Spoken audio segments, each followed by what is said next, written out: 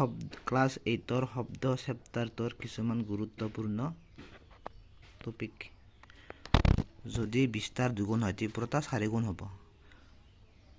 শব্দৰ তীব্ৰতা শব্দ সৃষ্টি কৰা কম্পনৰ বিস্তাৰ বৰ্গৰ সমানুপাতিক। নেক্সট আছে পুৰুষৰ স্বৰতন্ত্ৰী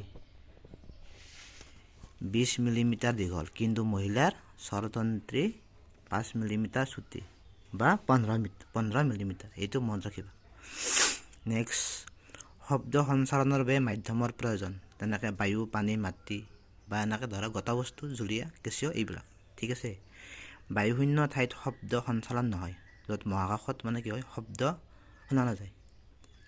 ঠিক আছে। নেক্সট প্ৰতি ছেকেণ্ডত হোৱা দলনৰ সংখ্যাকে কি বোলে কম্পনাংক। যদি এটা দলন ছেকেণ্ডত যেইবাৰ দৌৰে সেইটো হ'ব কম্পনাংক।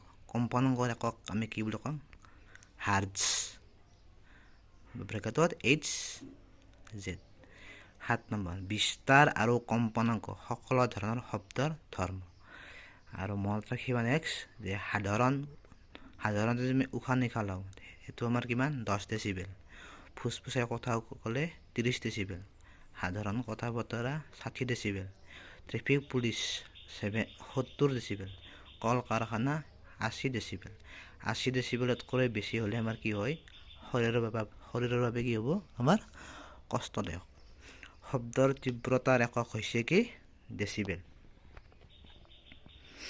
9 নম্বৰ শব্দৰ তীব্ৰতা আৰু শব্দ তীব্ৰতা তাৰ বিস্তাৰৰ ওপৰত নিৰ্ভৰশীল। কম্পনৰ বিস্তাৰ বেছি হ'লে সৃষ্টি হোৱা শব্দ ডাঙৰ হয়, বিস্তাৰ কম হ'লে সৃষ্টি হোৱা শব্দ দুৰ্বল হয়। নেক্সট 10 নম্বৰ হুইচেলৰ কম্পনাংক বেছি, চৰাইৰ তীক্ষ্ণতা বেছি। মানুহৰ কাণৰ বাবে শ্ৰাব্য কম্পনাংকৰ পৰিসৰ হৈছে 20ৰ পৰা 20,000 হাৰ্টজৰ ভিতৰত। নেক্সট 12 নম্বৰ 20,000 হাৰ্টজতকৈ অধিক কম্পনাংকৰ শব্দ কুকুৰে শুনে। এইবোৰ মনত ৰাখিবা। পুলিচে বুজোৱা হুইচেল কুকুৰে শুনে কিন্তু মানুহে নুশুনে। 14 ৰোগৰ সমস্যাৰ অনুসন্ধান আৰু কাৰণ নিৰ্ধাৰণ কৰিবলৈ ব্যৱহাৰ কৰা আল্ট্ৰাছাউণ্ড সঁজুলি 20,000 হাৰ্টজতকৈ বেছি কম্পনৰ কাৰ্য সম্পাদন কৰে। ইয়াৰ পৰা MCQ আহিব পাৰে। বায়ুত অবাঞ্ছিত গেছ আৰু পদাৰ্থ কণাৰ উপস্থিতিয়ে বায়ু প্ৰদূষণ বোলে।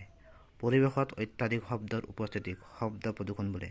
শব্দ প্ৰদূষণৰ মুখ্য কাৰক হৈছে যান-বাহনৰ শব্দ, ফটকাৰ শব্দ, মেচিন, লাউডস্পিকাৰ আদি। শব্দ প্ৰদূষণৰ উপকাৰিতা: টোপনি নোহোৱা, ৰক্তচাপ, উদ্বেগ আৰু বহুতো শব্দৰ বিসংগতি। শব্দ প্ৰদূষণৰ নিয়ন্ত্ৰণৰ উপায়: উৰাজাহাজৰ ইঞ্জিন, পৰিবহণৰ যান-বাহন, ঔদ্যোগিক যন্ত্ৰপাতি আৰু ঘৰুৱা ব্যৱহাৰ্য আহিলাসমূহত চাইলেন্সাৰ স্থাপন কৰিব লাগে। বাকী অনুশীলনৰ প্ৰশ্নবোৰ নেক্সট ভিডিঅ'ত দি আছোঁ।